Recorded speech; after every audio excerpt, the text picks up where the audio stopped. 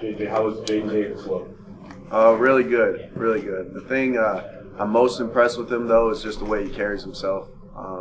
Just being around the guys and being a newcomer, he really just doesn't say much, but he puts his head down and he works. And he's always asking questions. He's always trying to grow, always trying to learn. And that's the thing I respect the most. Obviously, he can throw the football very well, but seeing his character and seeing his intangibles makes me really excited. JJ, what stands out about a Nick Saban 7-2 coaching? Extremely well coached. You know, he's been coaching that system for a long time, and you can tell that it's dialed to a T. You know, polished out all the imperfections of it on a week-to-week basis, and always, adapting and overcoming the mistakes they made from the previous weeks, and just having the talent and athleticism to go along with that makes him very dangerous defense. JJ, in a game like this, what's the balance between you're going up against a really good secondary, and maybe it varies from some of the teams you see earlier in the season. So what's the balance between keeping things in check or just controlling those?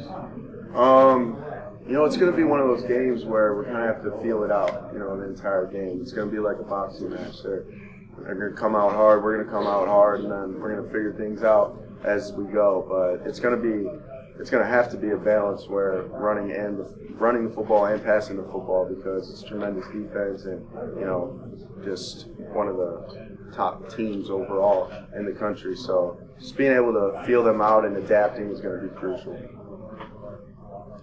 What has been an improvement for you this season? Like if the pocket's not perfect and it's getting pushed back or there's disruption there, how are you able to operate when the pocket's not perfect? I felt like just being able to move around in the pocket and keep my eyes downfield is a big jump from last year, and being able to correspond the scrambling rules with the routes at the play at hand, and just being able to know where everyone's at, and knowing if it's cover two, then I got a backside post that free safety might not think is there because they're looking at the over route, and little stuff like that where it's just like, making sure that when the opportunities are at hand to scramble, I'm perfect on all ends, and especially with the little details of making sure we can hurt them in a moment like that.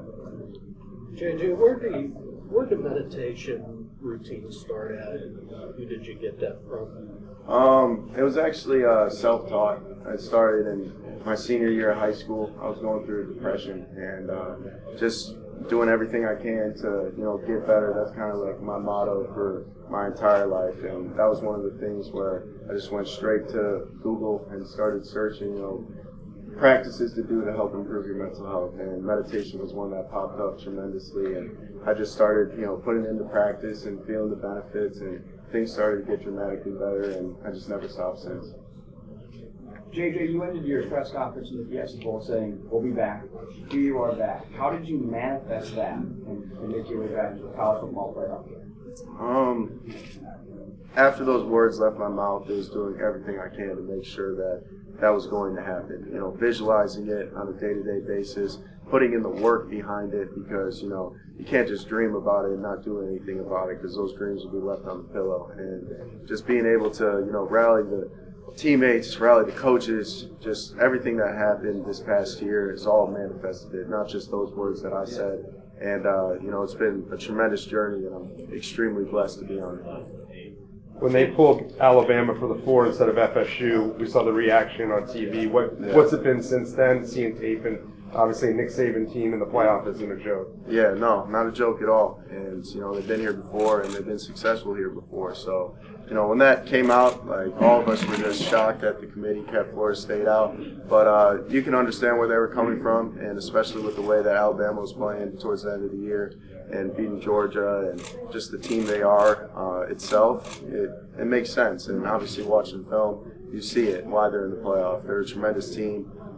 Everything about them, from offense, defense, special teams, they're clicking on all cylinders at this time of the year. So it's going to be a great matchup for us and a great challenge. JJ, most of the talk's been about Alabama. Do you guys kind of feel like they're the top ranked, and you guys are being looked at as number 4 instead of number 1?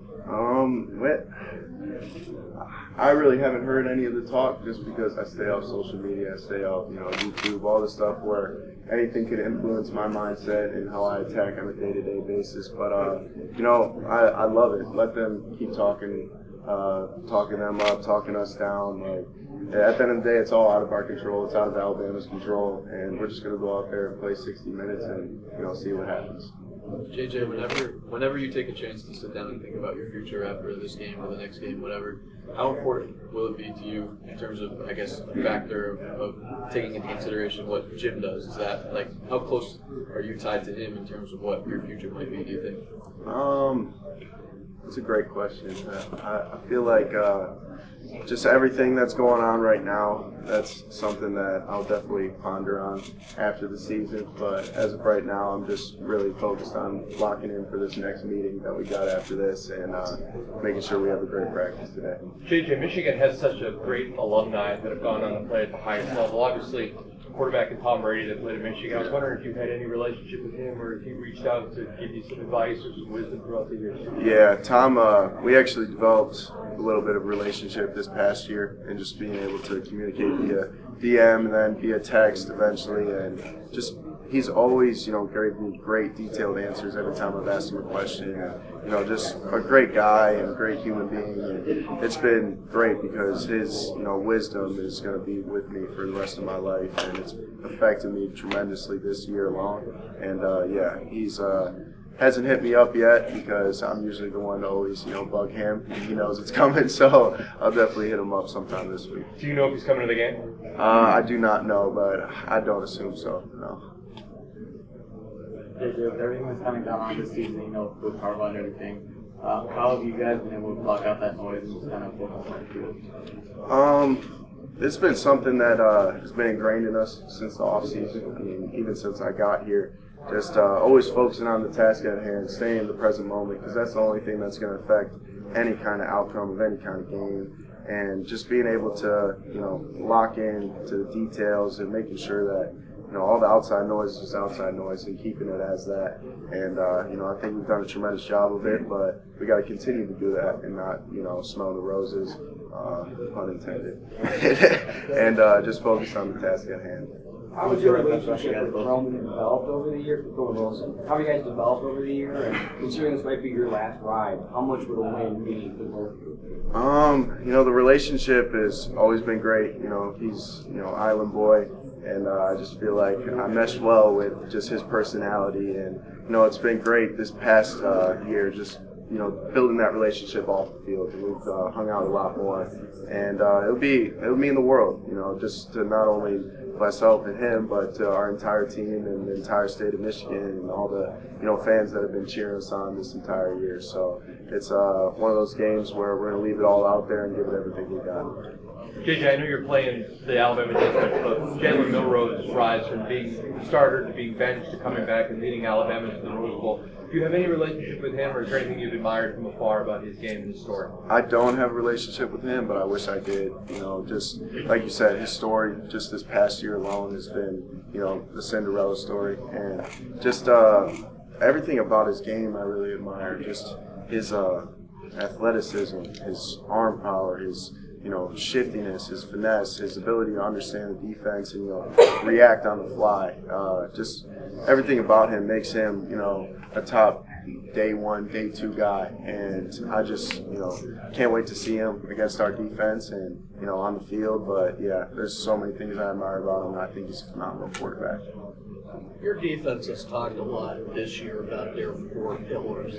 Is there any 4 pillars or anything in the Michigan offense? Yes, sir. Our 4 pillars are play with maximum effort, precise execution, assert our dominance, and protect the football. I feel like if we attack those 4 things, there's not a game that we will lose, and that's something that we reiterate on a day-to-day basis. And Coach Moore and Coach Harbaugh and Coach Gamble and Coach Bellamy and Coach Hart, Coach Newsome, all the offensive coaches just make sure we're dialed in on that, and that's always on the forefront of our mind.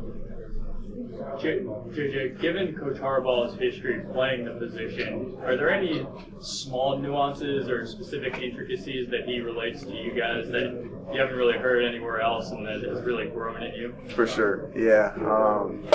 We have this thing that he actually just mentioned it this past week.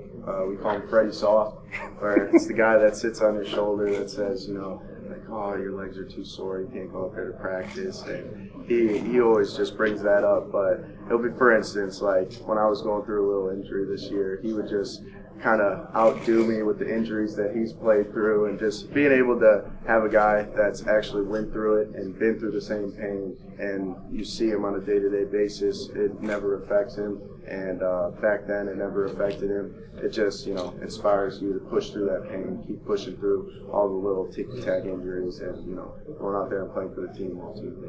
Is there a difference between Harbaugh and who somebody perceives him to be, you think? 100%. I feel like,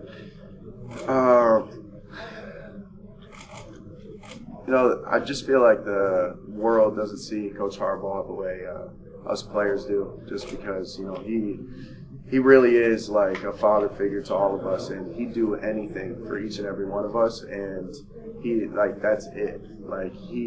It's one of the special people on this world that really don't care about what anyone thinks and what anyone says about him. And just being able to go through everything that he's been through and get all the hate and just, pretty disgusting, attention towards him. It really stinks, but he doesn't care about it, so we don't care about it at the end of the day. And just being able to have that as our leader, it's been amazing. JJ, I'm sure you've been asked about your health. How are you right now? 100%. 100%. I'd say 110%. How much did that last month help both you and the guys up front? Tremendously, yeah. Drake was going through a little something. Keith was going through a little something. I mean, everybody was kind of going through a little something. So being able to get that time to just rest and let our bodies, take its natural course, it's been tremendous. Needed for this game too.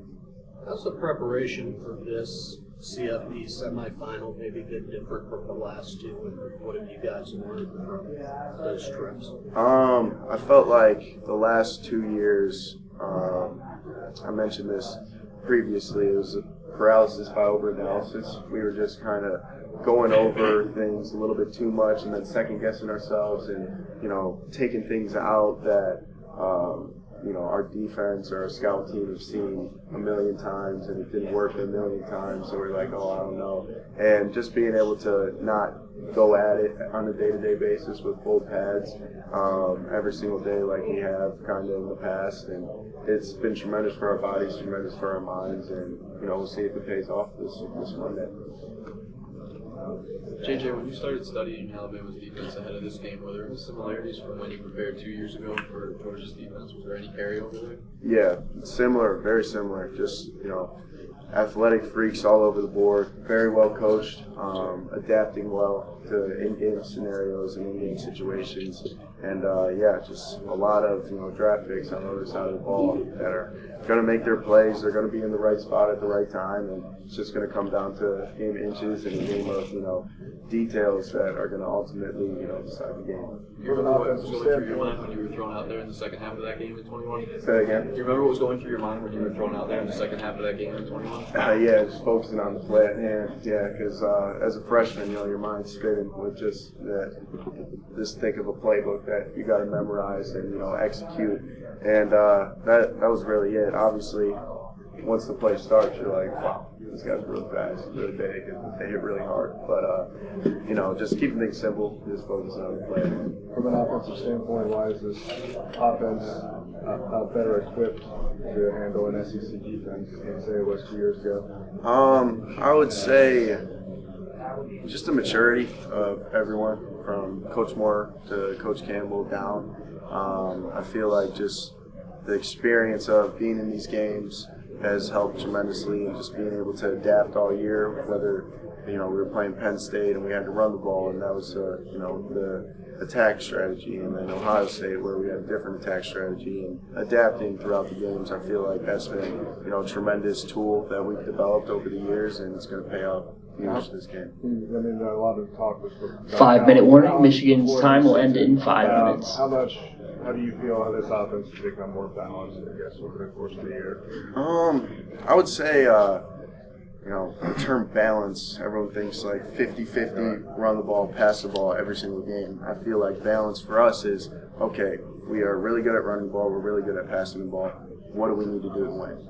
And, we're going to do that. And obviously, you like it to be 50-50 every single game, but it really doesn't turn out that way most of the time. So, yeah, I just feel like, we'll adapt and be as balanced as we can.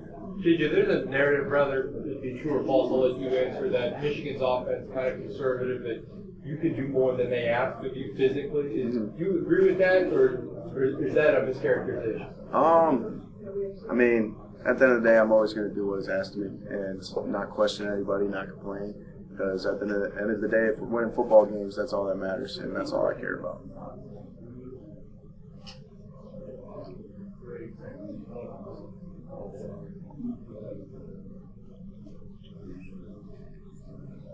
Do you think you can play in the NFL right now? It's a great question. Yes, I do, but I feel like there's so much more I could grow, so much more I could develop, just so many more things that, could prepare me to play better in the NFL, but I feel like I play in the NFL right now, yeah. Do you think you could come back for your senior season if, say, Coach Moore is the head coach for the entire season and Coach Harbaugh goes? Obviously two fantastic head coaches that I would love to play for the rest of my life, but at the end of the day, I'm excited to play for them on Monday, and that's all I really care about. Yeah, speaking of that, what's the biggest difference you notice on the sidelines in the games where it's Jim versus the games where Sharon is the head coach? I feel like the biggest difference that I see is just Coach Moore not as I don't want to say stressed out, but there's so much on his plate, and I feel like he's a lot more relaxed, a lot more calm, and just more of himself when he's not having to call plays, coach the offensive line, call the timeouts, accept or decline the penalties and stuff like that. So when Coach Harbaugh's there, it's kind of like the glue that puts everything together, and it's been tremendous to have him back. For many years with Michigan, it was couldn't beat Ohio State. And now it's third trip to the CFP. You've lost the first two. You feel like the same pressure is there to kind of get past this narrative? There's going to be pressure regardless of what the narrative is. So I feel like, we expected that and we predicted that. So it's therefore manageable. And, we just focus on what we're doing on a day-to-day basis and, only focus on that play at hand that we're preparing for. JJ, weighing the pros and cons of returning to Michigan for another year in the NFL draft, have you looked at other guys, whether it's Joe Burrow, Trevor Lawrence, Bo Nix, who stuck around for another season, or vice versa at all? No, to be honest with you, I really haven't thought about it at all. And when, the season's over, that's when I'll start weighing out the pros and cons and all that, but all I can focus on is Monday. JJ, coming up on a full season with A.J. Varner now, what is your relationship with him like, and how does he compare to Colston Loveland, and assess maybe what their impact will be in the game? They bounce off each other really well, and just being able to see A.J. come in as, a captain from IU, and always having that work ethic, always having that grit to him, and he really him, Max Bredesen, Colston, obviously the offensive line, they make the offense go, and just being able to see his development in the pass game over this year and being able to, feel different zones and win versus man coverage. He's been a tremendous addition to our team and just a great human being overall. One of my best friends on the team, and just can't wait to see what he does this game and, the next games for his career.